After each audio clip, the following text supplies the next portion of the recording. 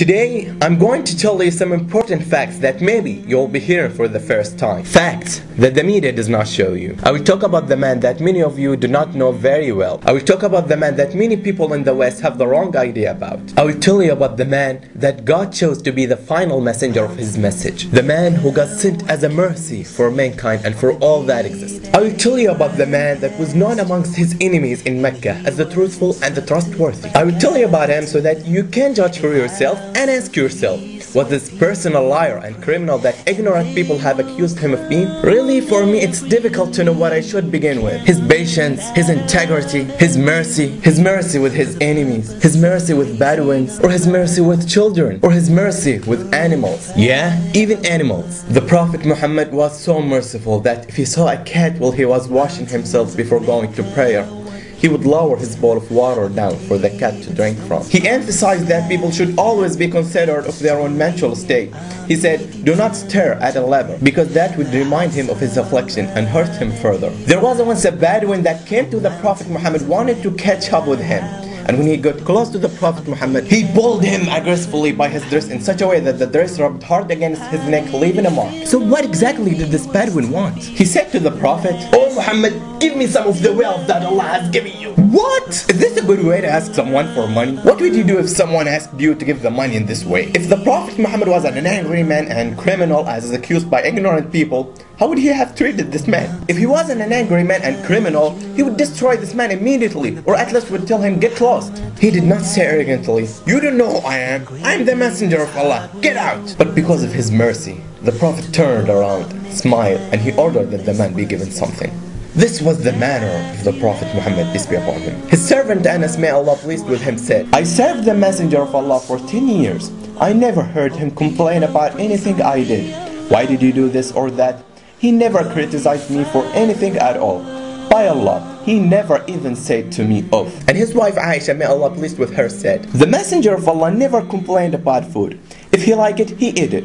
If he didn't like it, he simply left it. He did not say, 'Why don't you cook something?' He would not make problems and stress for his wife because of that. Rather than that, he would just say, 'In this case, I'm fasting.'" The Prophet was gentle in his speech, and he always spoke softly. He respected whomever he was talking with, even if this person was one of his enemies. When the Prophet began to call the people to Islam publicly, the unbelievers from his tribe were outraged because they felt this new religion insulted their ancestors and the idols they worshipped. And because they were scared of the message he brought, they decided they would approach him and offer him some things to stop his message. And they sent one of their elders called Utbah to converse with the Prophet Muhammad. Utbah got up and went to the Prophet Muhammad, and he found him sitting tranquilly. Then he came up to the Prophet Muhammad and said, "Oh Muhammad, who is better, you or Abdullah?" Abdullah was the father of the Prophet Muhammad, and he was not Muslim. The Prophet Muhammad remained silent in respect for his father. Then Utbah said, "Who is better, you or Abdul Muttalib?" Abdul Muttalib was the grandfather of the Prophet Muhammad, and he was not Muslim. The Prophet Muhammad remained silent in respect for his grandfather. Utbah started to become angry and said, "If you think that they are better than you,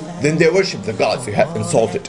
And if you think that you are better than them, then speak. We may hear you say it." Utbah was shouting, displaying his anger, as the Prophet just listened silently. "If you are doing all this with a view to gain wealth, then we will join together to give you the greater rights than any person from our tribe. And if you are doing all this because you desire women, then choose amongst us the best woman, and we will give you 10 more like her. If ambition moves you, then we will make you our chief." Utbah continued offering, but the question here was, if a man claims to be a prophet of God, and he was in the beginning of his message, why is he doing all this? What goal he is trying to achieve? If he was a liar and not the messenger of God, why would he refuse all that? He wants fame. I would agree with you in the case of if he was in the middle of his message and he had so many followers, but he was offered leadership, wealth, and women to stop his message in the beginning of his message when he had a few followers. If he was a liar, why would he refuse all that if those things were what he was trying to get? Utbah continued to speak with the Prophet Muhammad in an insulting manner, but the Prophet did not interrupt him. After Utbah had made his offers, he was waiting for a response. Then the Prophet asked him, Have you finished, O Abu Walid? His name Utbah, but the Prophet called Utbah by the name that most beloved to Utbah, which is Abu Walid, despite him disrespect the Prophet Muhammad. Utbah was not surprised at the manner of the Prophet Muhammad, and he simply replied, "Yeah." The Prophet then recited verses from Quran.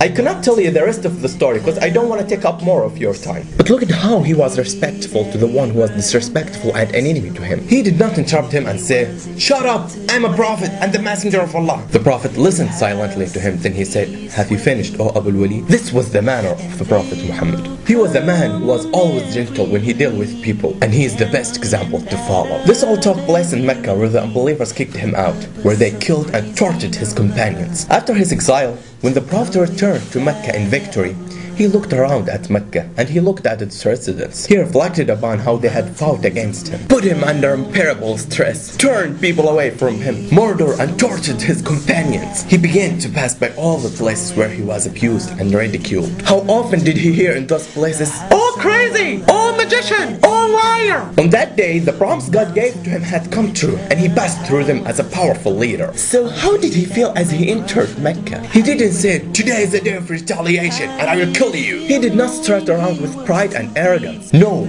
instead, he bowed his head in humility and reverence to his Lord upon witnessing the victory that Allah has blessed him with. He had the chance for revenge, but he did not take it out because of his mercy. This was the manner of the Prophet Muhammad. وَمَا أَرْسَلْنَاكَ إِلَّا رَحْمَةً لِلْعَالَمِينَ. Could this person be a liar or criminal as the ignorant people have accused him? And why should he lie? He didn't look to glorify himself. All that he was doing was telling what was revealed to him and calling people to worship the one and only true God. The same message as that to all the messengers before him. Noah, Abraham, Moses, and Jesus, peace be upon them all. He did not command people to believe in him only. He commanded us to believe in all the messengers and prophets, and to deny one of them is to deny the religion of Islam. بل جاء بالحق وصدق المرسلين.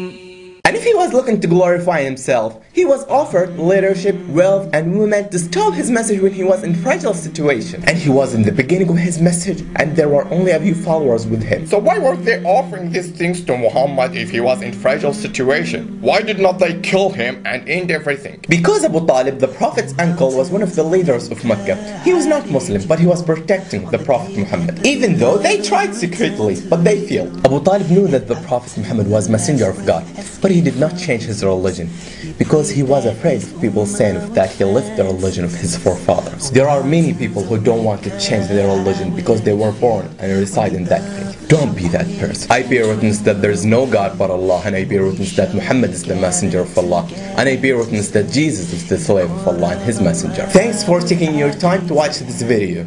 Oh, how we pray that on that day we'll be with those to whom Allah will say, peace be with you, I am pleased with you.